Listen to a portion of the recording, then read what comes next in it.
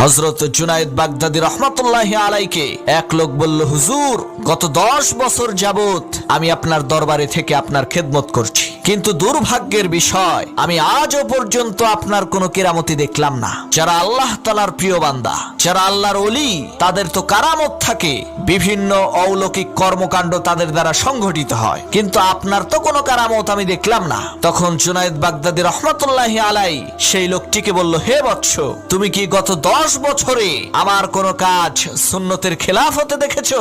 সেই লোক বলল, না, তা তো দেখি নাই। তখন জুনায়েদ বাগদাদী রাহমাতুল্লাহি আলাই বললেন, এর চাইতে বড় কারামত আর কি দেখতে চাও, যে একজন লোক 10 বছরের মধ্যে একটা কাজও নবীজির সুন্নতের পরিপন্থী করেনি। সুবহানাল্লাহ, কত বড় আল্লাহর ওলি, 10 বছরে একটা সুন্নত তার বাদ যায়নি। আহারে, আর আমরা প্রতিনিয়ত প্রত্যেক দিন নবীজির শত শত সুন্নতকে জবাই করছি। আল্লাহ আমাদেরকে ক্ষমা করুন।